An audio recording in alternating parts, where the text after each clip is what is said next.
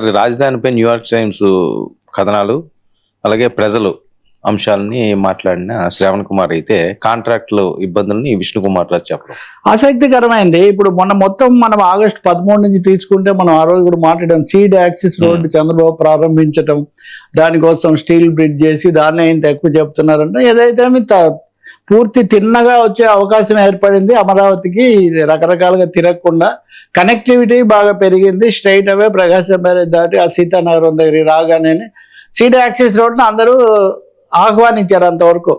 కానీ జరిగిందంటే అప్పుడే సరిగ్గా న్యూయార్క్ టైమ్స్లో ఒక స్టోరీ వచ్చింది. వన్ మ్యాన్ హూ అంటే ఏదేమైనా తన సంకల్పానికి కట్టుబడి మోస్ట్ లివబుల్ సిటీ కట్టాలన్న సంకల్పానికి కట్టుబడి ఉన్నటువంటి ఒక మనిషి కథ అని చంద్రబాబు నాయుడు గురించి వాళ్ళు రాశారు. సరిగ్గా చంద్రబాబు ఐ థింక్ ఆగస్టు 15 లేదా సీడ్ యాక్సిస్ రోడ్ అప్పటికే ఆయన దాన్ని ప్రస్తావించారు కూడా న్యూయార్క్ టైమ్స్. ఇది రాయటం చాలా సంతోషకరంగా ఉంది, మా ప్రయత్నాలు అంతర్జాతీయమైన గుర్తింపు పొందాయి. ఇదంతా న్యూయార్క్ టైమ్స్ స్టోరీ గురించి 2-3 రోజుల్లో మీడియా మీద చాలా నడిచింది. అంటే ప్రపంచ దీనికి వచ్చిందంటే నారా చంద్రబాబు నాయుడు స్వప్న మంత్రివర్గంలో కూడా గతంలో ఉన్న డ్రీమ్ క్యాబినెట్లో వరల్డ్ బ్యాంక్ సెలెక్ట్ చేసిన వ్యక్తి కదా. న్యూయార్క్ టైమ్స్ స్టోరీ అనేక కారణాల వల్ల విస్తృతంగా అందుబాటులో లేదు. సో న్యూయార్క్ టైమ్స్ రాసిందన్న దాని మీద చాలా జరుగుతుంది.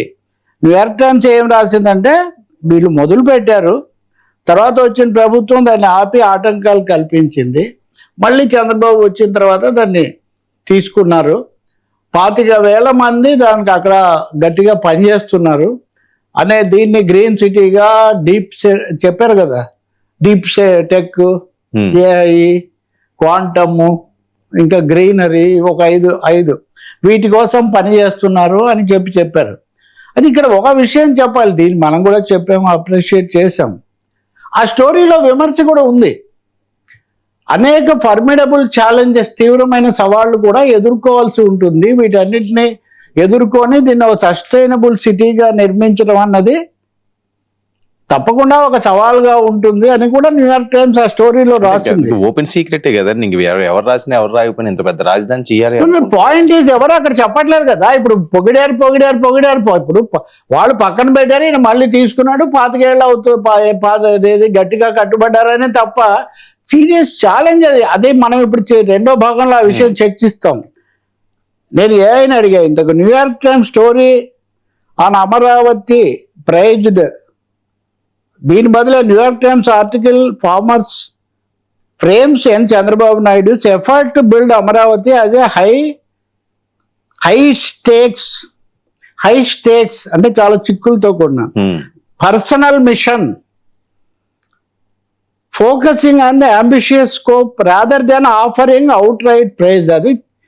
అది పూర్తిగా అభినందన పూర్వకమైన వ్యాసం కాదు, ఫోకస్ పెట్టింది ఆయన దాన్ని గట్టిగా అని చెప్పి. వైల్ లోకల్ లీడర్స్, ఇది ఏఐ సమాధానం నాది కాదు, while local leaders interpreted the coverage as validation of their vision, the report objectively details the immense challenges facing the project. స్థానిక నాయకులు దాన్ని ఏకపక్ష ప్రశంసలాగా చాలా ఎక్కువగా ప్రొజెక్ట్ చేయడానికి ప్రయత్నిస్తున్నారు. కానీ ఆ కథనం మాత్రం విమర్శనాత్మకంగా చాలా అంతులేని సవాళ్లతో కూడినటువంటి ఒక అంశం అన్నదాన్ని వాస్తవికంగా వాళ్ళు చెప్పారు.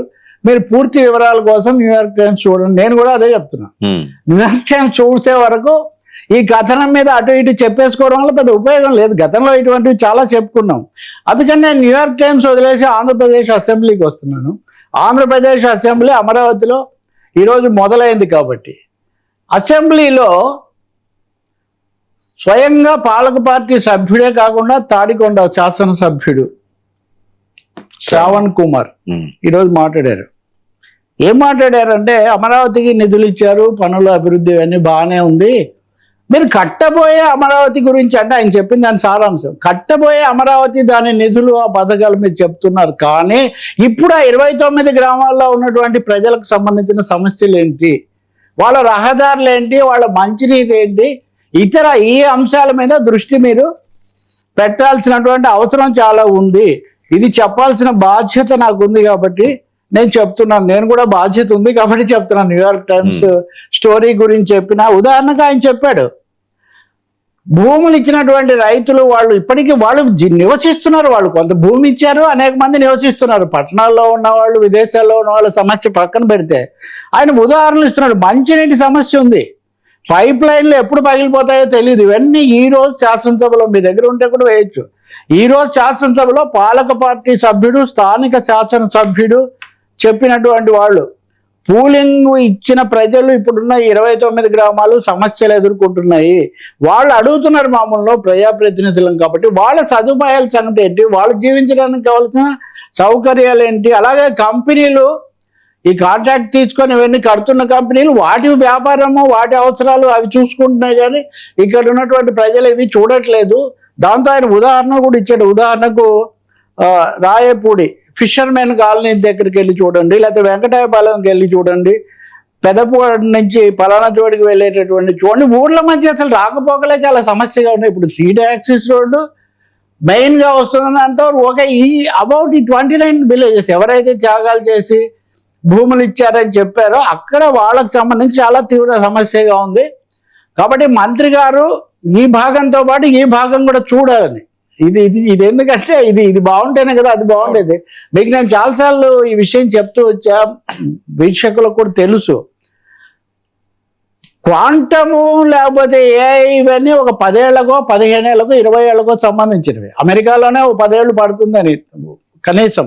ఇప్పుడు చంద్రబాబు గారు చెప్పే ప్రకారం కూడా ఈ ఇన్ఫ్రా పూర్తి అవడానికి 28 చివరిలో అవుతుంది. మరి అప్పటి వరకు స్థానికంగా ఉన్న ప్రజలు వాళ్ళ జీవనోపాధి, వాళ్ళ వ్యాపారాలు, వాళ్ళ పంటలు ఇవన్నీ ఏంటి, అదే సాక్షాత్తు పాలక పార్టీ సభ్యుడు సభలో మొదటి రోజే ఈ నేపథ్యంలో అడగాల్సి వచ్చిందంటే పరిస్థితి ఎలా ఉందని మంచి విషయమే కదా సార్. అక్కడ ప్రాబ్లమ్స్ అధికారంలో ఉన్నామని దాచిపెట్టకుండా ఈ ప్రాబ్లమ్స్ ఉన్నాయి. మంచిదే, ఆయన అడిగింది మంచిది. ఆ మంచి వీళ్ళని కూడా చేయమని చెప్తుంది ఆ మంత్రి గారు, నారాయణ గారు, లేదా బాధ్యులు ఎవరైతే ఉన్నారో మీ ఫోకస్ ఇటు కూడా పెట్టండి, ఈ విషయాలు కూడా మాట్లాడు. ఇప్పుడు 5 హబ్స్ అన్నాం అనుకోండి, ఈ విషయాలు రావట్లేదు కదా. అలాగే రైతులు సిఆర్డీఏ దగ్గరికి వెళ్ళి ఆందోళన చేయటం కానీ, చంద్రబాబు స్వయంగా వచ్చి మాట్లాడాల్సి రావటం కానీ, ఒక కమిటీ వేయటం కానీ, ఇవన్నీ మాట్లాడుతున్నప్పుడు జరిగినవి. ఇవి కొత్తవి ఏం కాదు. 5 ఏళ్ల కిందట జగన్మోహన్ రెడ్డి ఆపితే ఇది మళ్ళీ మొదలైంది. ఇప్పుడు బ్రాండ్ న్యూ ప్రాజెక్ట్ అనుకోండి వర్మ, ఎవరికేం తెలీదు. Amaravati is not a brand new, 12 years old, 10 years old వీళ్ళ అధికారం మళ్ళీ రెండోసారి వచ్చినప్పుడు కూడా. కాబట్టి 5 years ఇవి ముట్టుకోకపోవడం వల్ల మళ్ళీ మొదటికి వచ్చిందని కదా, 2 ఏళ్ళు అయింది కదా. అలా కూడా మీరు అక్కడ క్వాంటము ఏఐ గురించి మాట్లాడుతున్నప్పుడు రహదారులు, నీళ్లు, మంచినీళ్ళ గురించి ఆలోచించాలి కదా. అంటే ఈ 2 ఏళ్ళు ఇవి కాదంటారా ఇప్పుడు కట్టిన? ఇప్పుడు లేవు అని చెప్తున్నాను. ఇప్పుడు రాయపూడి నుంచి పలానా చోటికి పోవాలంటే లేదు, ఫిషరీస్ కాలనీలో లేదు, ఇప్పుడు చెప్తున్నారు వాళ్ళు. పైగా ఫోకస్ ఎప్పుడైతే మీరు పెద్ద పెద్ద కాంట్రాక్టులు, నిర్మాణ పనులు పెట్టారో వాళ్ళ ఫోకస్ దేని మీద ఉంది, వాళ్ళు తొందరగా ఇది పూర్తి చేయడం, తమకు ఇచ్చిన కాంట్రాక్టులు పూర్తి చేయడం ఉంది. వాళ్ళకి 29 గ్రామాలకు సంబంధించిన జీవితము లేకపోతే అది ముఖ్యం కాదు కదా, అది లేకపోతే ఇది లేదు కదా. కాబట్టి ఇక్కడ చాలా స్పష్టంగా 2 సమస్యలు, మంచినీరు పైపులు పగిలిపోవడం ఇట్లాంటివి కూడా. ఇంకోటి ఆ పనిచేసే కార్మికులు, వీళ్ళకి సంబంధించిన అంశాలు కూడా. కాబట్టి వాస్తవ జీవితానికి సంబంధించిన అంశాలు, భవిష్యత్తుకు సంబంధించినటువంటి అంశాలు, ఈ రెండింటినీ విడివిడిగా చూడాల్సినటువంటిది. ఇప్పుడు ఉదాహరణకు అయిన వాళ్ళు శాఖమూరుకు దారి లేదు, రాయపూడికి ఇంకో చోటికి దారి లేదు, వీటికి ఎవరు పరిష్కారం చెప్పాలి? ఇవి ఎవరు ఆలోచన? నిజానికి ఇది సులభం కదా, మొదట వీటి మీద దృష్టి పెట్టాలి కదా. ఈవెన్ చంద్రబాబు మొన్న మాట్లాడాక కౌలు పెంచామన్నారు కదా, అంతకుముందు కౌలు పెంచడం కూడా బకాయిల కోసం కూడా డబ్బులు విడుదల చేయాల్సి వచ్చింది కదా. 1000 కోట్లు భారీ ఇవన్నీ మనం మాట్లాడుతున్నప్పుడు వాస్తవాల్లో ఏదైనా వాస్తవాల్లో చేయటము, అలాగే పరిష్కారం కూడా వాళ్ళకు మేలు జరిగే అంశాలు. ఇప్పుడు మీరు క్వాంటమ్ అది ఎప్పుడు వర్మ క్వాంటమ్ కంప్యూటర్ ఇంకా నిర్మాణమే కాల, కానీ ఇప్పుడు భూములు ఇచ్చిన రైతులు 10 ఏళ్ళు అయింది. వాళ్ళకు పరిహారం మీరు ఇచ్చారు, కానీ వాళ్ళ జీవనం మళ్ళీ నిర్మించబడలా. వాళ్ళు భూముల ధరలు పెరుగుతారు, ఏదో బతుకుతామని అనుకున్నారు వాళ్ళు, అంతే కదా. కాబట్టి ఈ రైతులు, ఈ వ్యవసాయ కార్మికులు, వృత్తిదారులు, వ్యాపారులు ఎవరైతే ఉన్నారో ఈ జీవితాన్ని కూడా కాపాడాల్సిన బాధ్యత ఇక్కడ మళ్ళీ రావాల్సిన బాధ్యత. వీళ్ళందరూ 2047 వరకు చూడలేరు కదా. విజన్ 2047, విజన్ 2039 అంటే వీళ్ళకి కుదరదు కదా. So that is what. ఇంకా చాలా చెప్తారు. ఇప్పుడు ఆయన పాపం, ఇప్పుడు ఆయన గురించి మాట్లాడి ఆయన చేసింది మంచిదే. ఆయనే కాదు, ఈ విధంగా చాలా మంది మంత్రులు మాట్లాడుతున్నారు. విష్ణుకుమార్ రాజు అడిగాను కదా, కాంట్రాక్టర్ల వాణి. విష్ణుకుమార్ రాజు జోక్యం చేసుకొని ప్రశ్న అడుగుతాను నేను. ఇంత చిన్న ప్రశ్న నా జీవితంలో అడగలేదు. విష్ణుకుమార్ రాజు అంటే బీజేపీ ప్లస్ ఇది ఏంటి ఆయన అడిగిన ప్రశ్న, మీరు ఎంతసేపు పెద్ద కాంట్రాక్టర్ల కేసు చూస్తున్నారు కానీ చిన్న కాంట్రాక్టర్లు వాళ్ళ సమస్యలు మీరు అస్సలు పట్టించుకోవట్లేదు. ఇప్పుడు నేను ఇందాక చెప్పిన సమస్యకు దీనికి ఒక లింక్ ఉంది. ఓ చిన్న కాంట్రాక్టర్ చాలు రోడ్ వేయడానికి, 29 గ్రామాల మధ్యలో కావాల్సిన అనుసంధాన పనులు చిన్న చిన్నవి చేసి అక్కడ కావాల్సినవి చేయడానికి అది జరగట్లేదు. సో చిన్న కాంట్రాక్టర్లు వాళ్ళు ఏమో అనామకులు కాదు, వాళ్ళు 5,000 మంది దాకా రిజిస్టర్ అయిన వాళ్ళు ఉన్నారు. వాళ్ళందరికీ పనులు చేసిన అనుభవం ఉంది. వాళ్ళకి ఇవ్వాల్సిన పేమెంట్లు అది ఇవ్వలేదు. రెండోది వాళ్ళకి సదుపాయాలు కూడా ఉండట్లేదు. కాబట్టి మీరు వాళ్ళ విషయం కూడా పరిగణనలోకి తీసుకోండి, వాళ్ళ కోసం ఒక రోజు జరపండి అని విష్ణుకుమార్ రాజు ఎన్నిసార్లు అటు తిప్పి ఇటు తిప్పి. సారాంశం ఒకటే, చిన్న వ్యాపారులు చిన్న మనుషులు. మీకు ఇక్కడ ఒక విషయం చెప్పాలి, ఇండస్ట్రీస్ మ్యానుఫ్యాక్చరింగ్ ఇంత మాట్లాడుతున్నాం మనము. దళిత్ ఇండస్ట్రియలిస్ట్ ఆఫ్ ఆంధ్రప్రదేశ్ నిరాహార దీక్షలు చేశారు మొన్నటిదాకా. సో సమగ్రమైన దృక్పథం తీసుకొని అందరికీ న్యాయం చేయాలి, ముఖ్యంగా రైతులకు భూములు ఇచ్చిన వాళ్ళకు అనేది ఇక్కడ చాలా కీలకమైంది. శ్రావణ్ కుమార్ నిజంగానే మీరు అన్నట్టు పాలక పార్టీ సభ్యుడిగా అనేక ఇబ్బందులు, వీటి మధ్యలోనే ఆయన గొంతు విప్పి ఉంటాడు. లోకేషే కదా స్వయంగా మంగళగిరికి కూడా, మంగళగిరి పూర్తిగా రాజధానిలోకి రాదు వాస్తవంగా, కానీ కేంద్రంగా ఉంటుంది కాబట్టి దీని మీద ప్రత్యేకంగా దృష్టి పెట్టాల్సిన అవసరం మటుకు చాలా ఉంది. స్థానిక సమస్యలు చాలా ఎక్కువగా ఉన్నాయి, అవి ఫోకస్ అంతా అటు అయ్యేసరికి ఇటు ఈ భాగం దెబ్బతింటుంది. దట్ ఇస్ వాట్, ఇది అసెంబ్లీలో వచ్చినటువంటిది. ఇది ఒక విధంగా న్యూయార్క్ టైమ్స్ స్టోరీకి మీరు కంటిన్యూషన్ అనుకోవచ్చు మనం సమన్వయం చేసుకుంటే. నాగబాబు పదవి అవును, అది దాని పర్యావరణకు సంబంధించిన ఒకటి పవన్ కళ్యాణ్ గారు ఈరోజు ప్రకటించారు. ఇదొకటి ముఖ్యమైనది. అంటే చాలా రోజులుగా నాగబాబు అంటే ఎమ్మెల్సీ క్యాబినెట్ హోదా కదా, క్యాబినెట్ హోదా అంటే క్యాబినెట్ కాదని తెలుసుకోవచ్చు మనం ఇప్పుడు. అంటే నిజంగా ఇది ఒక ఆశ్చర్యకరమైనది. పవన్ కళ్యాణ్ గురించి ఏ సెట్ ఆఫ్ టాపిక్స్ ఉన్నాయి. వాస్తవంగా ఆయన రాజ్యసభకు వెళ్తారన్నప్పుడు రాజ్యసభకు వెళ్ళడం లేదు, ఆయన క్యాబినెట్కు తీసుకుంటున్నాము అని చాలా అసాధారణమైన రీతిలో, అసాధారణమని ఎందుకు అనాల్సి వస్తుందంటే పార్టీలు ఏదైనా పొత్తులు కుదుర్చుకున్నప్పుడు అవగాహనకు వస్తే ఆ విషయం బయటకు వస్తుంది తప్ప ముఖ్యమంత్రులు ఎవరు ఇదిగో వర్మకు మేము పదవిస్తున్నాము లేదా ఇంకొక ఆయన రావు గారికి పదవిస్తున్నాం అని ముందుగా ప్రకటించారు. నాకు తెలిసి నేను మొదటిసారి చూసా.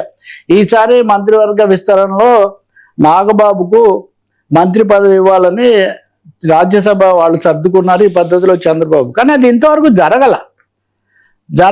జరగకపోగా ఓ దశలో పవన్ కళ్యాణ్ నేనే వద్దన్నాను, ఎందుకంటే కొద్ది రోజులు ఆయనకి ఇంకా అనుభవం రావాలి కాబట్టి నేను వద్దనన్న పద్ధతిలో పవన్ కళ్యాణ్ చెప్పారు. కానీ అయినా అది కూడా జరగలేదు. సో ఈ పరిస్థితుల్లో ఇప్పుడు ఈ రోజు ఆయన ఐ థింక్ గ్రీన్ కాప్స్ అట్లాంటి పేరు ఏదో ఉంది, దానికి ఆయన చైర్మన్ గా అపాయింట్ చేశారు. ఈ మధ్యకాలంలో కొంచెం ఆరోగ్య సమస్యలు ఇట్లాంటి వాటిలో